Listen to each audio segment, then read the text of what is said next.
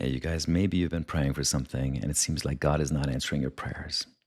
Well, this message may be for you because there's a word that came to mind, and it's for someone who's been praying for something for a very long time. And it feels like God is just not listening, He's not answering. Maybe you've been praying for financial freedom, but you just cannot catch a break. Maybe you've been praying for healing, for a relationship, for an opportunity, for a door to finally open, and nothing, just crickets. Well, I want to encourage you to try something that sounds completely crazy, something completely backward compared to the way that the world thinks. But there's this pattern in scripture where you see these people who are praying and not receiving an answer. And then something shifts. And I'm going to tell you what that is. And when that something shifts, everything changes. Their life transforms. They are transformed. I want to encourage you to keep praying for what you need. But while you're waiting, notice and help someone else with what they need that is aligned with what you have been praying for.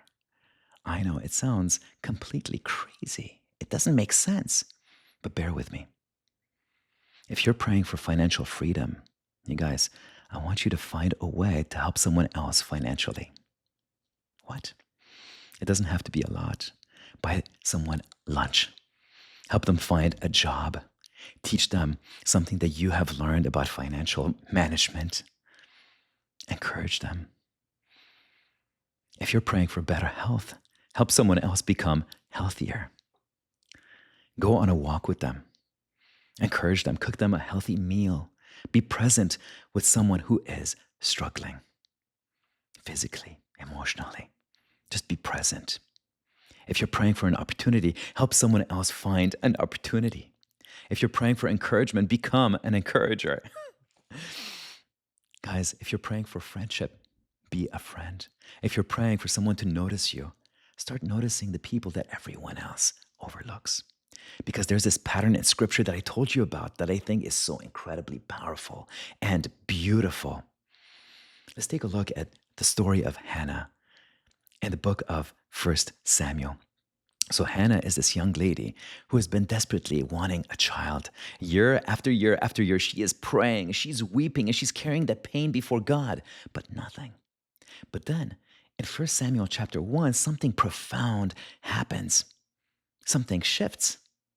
Hannah prays and promises that if God gives her a son, she will give that son right back to the Lord. So her prayer is no longer simply, Lord, give me. Give me something. No, it becomes, Lord, give me something that I can give back to you. See, the focus changes. And God gives her a son, gives her Samuel. And Hannah kept her promise and dedicated Samuel to the Lord. So God knew her heart. He knew exactly that she would keep her promise. And afterwards, scripture tells us that God visited Hannah again, and she eventually had 3 more sons and 2 daughters. Wow. See, she surrendered the one that she had prayed for, and God entrusted her with 5 more children. You see something similar with Job. This is amazing that a lot of people don't notice. Take a look at Job chapter 42, verse 10. You know that his circumstances, dire circumstances, transform, right? But what happens before they transformed? Job chapter 42, verse 10 tells us, and the Lord restored the fortunes of Job when he had prayed for his friends. Wow. You guys, Job was hurting. Job needed restoration so badly. But what does he do? There he is praying for other people. And scripture specifically connects that moment with his own restoration. And think about the widow of Zarephath. In 1 Kings chapter 17, she had nothing left, just enough flour and oil for one final meal for herself and her son. Yet when Elijah came to her, what did she do? She helped him. She shared from the little that she had, and somehow, miraculously, while she was providing for someone else, God provided for her. The jar of oil and flour did not run out. The jug of oil did not run dry. Now, this is very important. This is not a formula for manipulating God. We don't give so that God owes us something. We don't serve someone else so that God serves us. No, grace doesn't work like that. It's not a vending machine. But maybe God does something inside of us when our prayers stop being only about what we can receive, but begin becoming about what we can give and how we can serve others, how we can help those around us, how we can become a better neighbor. Jesus said the greatest commandment is to love God with all of your heart and soul and mind and strength, and to love your neighbor as yourself. Think about that. You are looking up. You're praising the Lord. You are praying to God for what you need. And then you look around asking, whose need can I help meet?